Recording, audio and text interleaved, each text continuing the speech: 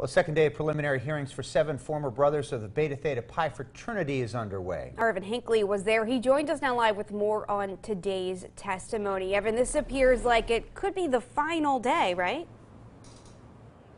Yeah, that's right, John and Amanda. Currently, the defense attorneys for these 7 Beta Theta Pi brothers are completing their closing arguments, with closing arguments from the prosecution to follow. And there's a lot of information to process, especially for Judge Carmine Presti. He has only over 800 pages of information to look through, and he is the 3rd judge looking over the 3rd preliminary hearing for these 7 brothers.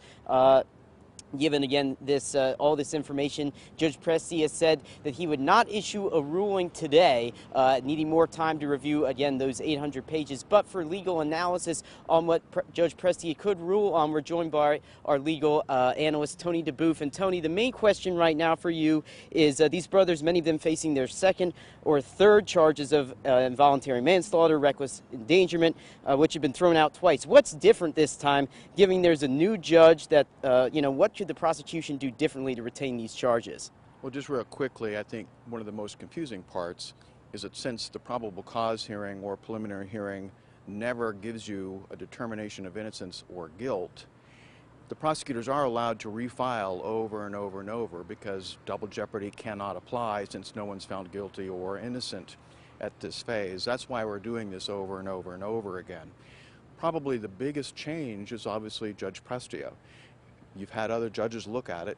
This district magistrate judge is going to have to look at basically the same information, and he only has to determine whether probable cause was met by the prosecution. So basically, we're looking at just a different judge here.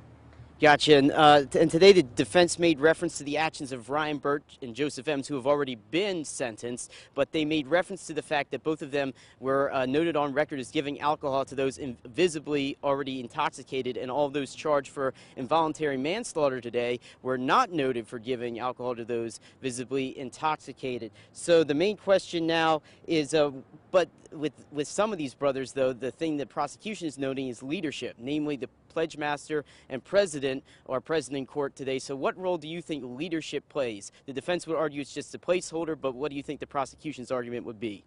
Well, there's obviously going to be disagreements on both sides on that issue, but the law is very similar to many things.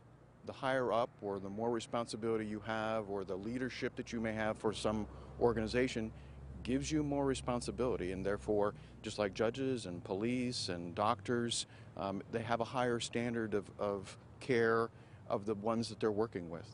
Thank you so much, Attorney DeBoof, and we'll have more on the closing arguments from both the defense and prosecution tonight at WTAJ News at 6. Reporting live outside the Center County Courthouse in Bellefonte, Evan Hinckley, WTAJ News.